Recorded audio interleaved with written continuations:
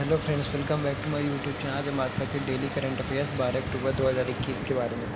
इसमें से आज हम जानेंगे अंतर्राष्ट्रीय बालिका दिवस हाल ही में कब मनाया गया था। तो 11 अक्टूबर में। इस दिवस को मनाने का मुख्य उद्देश्य बालिकाओं के सामने आने वाली चुनौतियों और उनके अधिकारों के संरक्षण के बारे में जागरूकता फैलाना है। यह दिवस वर्ष 2012 से मनाया जा रहा है। नेक्स्ट आपका पाकिस्तान के सबसे बड़े nuclear scientist doctor Abdul Qadir Khan का हाल ही में कितने वर्ष की उम्र में निधन हो गया। तो वो है 85 वर्ष की अवधि में। भोपाल में जन्मे पाकिस्तान के सबसे बड़े nuclear scientist doctor Abdul Qadir Khan का हाल ही में 85 वर्ष की उम्र में निधन हो गया। उसने मुस्लिम देशों का पहला एटॉमिक बम बनाया था, इसलिए उन्हें इस्लामिक न्यूक्लियर बम का जनक कहा जाता है। किस कन्नड़ अभिनेता की 72 वर्ष की उम्र में निधन हो गया। तो सत्यजीत की 72 वर्ष की अवस्था में निधन हो गया है। कन्नड़ अभिनेता सत्यजीत का बेंगलुरु के बोरिंग और लेडी कार्जन अस्पताल में निधन हो गया। वह 72 वर्ष के थे। थिएटर एक्टर सत्यजीत उम्र से संबंधित कई बीमारियों से पीड़ित थे और अभिनेता सत्यजीत के बचपन से का नाम सैयद निजामुद्दीन था। अपनी आजीविका चलाने के लिए शुरुआत में वह बस ड्राइव करते थे। हाल ही में इनमें से किसने shifting gears digitization and services land development report जारी की है। तो विश्व बैंक ने हाल ही में शिफ्टिंग गियर्स रिपोर्ट जारी की। इस रिपोर्ट के मुताबिक भारत में विभिन्न देशों में आर्थिक सुधार असमान रहा है, जबकि 2021 में मैन्युफैक्चरिंग और कंस्ट्रक्शन सेक्टर में तेज़ी से सुधार हुआ है।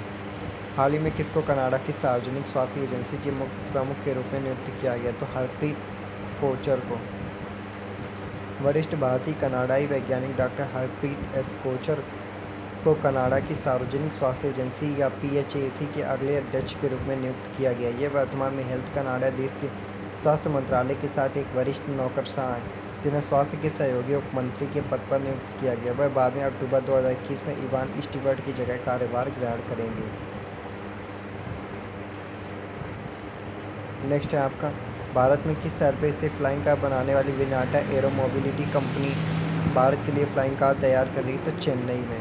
कंपनी के मुताबिक यह बिना किसी रनवे के घर की छत से भी उड़ान भरने में सक्षम है। कंपनी ने पहली बार कार का model civil aviation minister Jyotiraditya Scindia को दिखाया था।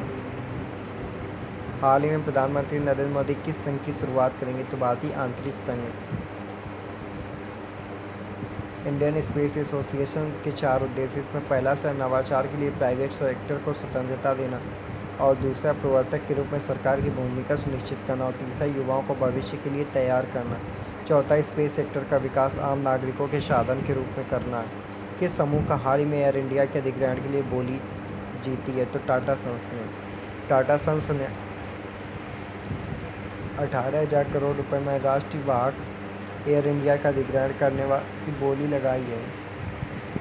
एयर इंडिया और इसकी कम लागत वाली शाखा एयर इंडिया एक्सप्रेस में 100% हिस्सेदारी के अलावा जीतने वाली बोली में air India SATS airport services private limited में 50% हिस्सेदारी भी शामिल है। राजस्थान की 20 वर्षीय किस बालिका को एक दिन के लिए भारत की ब्रिटिश उच्चायुक्त नियुक्त किया गया। तो आदिति माहेश्वरी को। राजस्थान की 20 वर्षीय आदिति माहेश्वरी हाल ही में एक दिन के लिए भारत में ब्रिटिश उच्चायुक्त बनी है।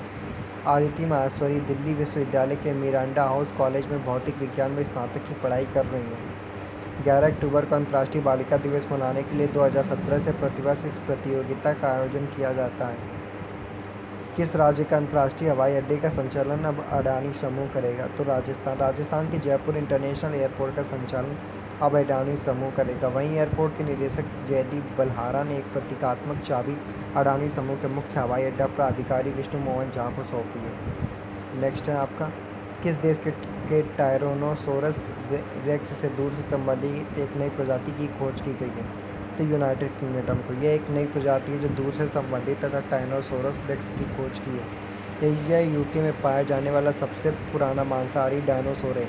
यह नई प्रजाति मुर्गी के आकार की और यह पेड्रिक खनिज कहा जाता है। बंदरगाह से संबंधित जानकारी पर पारदर्शिता को बढ़ावा देने के केंद्रीय नौवहन मंत्रालय लॉन्च किए गए एप्लीकेशन का नाम क्या है। तो माई पोर्ट ऐप। इस एप्लीकेशन का उद्देश्य पारदर्शिता को बढ़ावा देना और बंदरगाह से संबंधित जानकारी तक आसान पहुंच को बढ़ावा देना। इस ऐप में डिजिटल रूप से सभी विवरण शामिल हैं।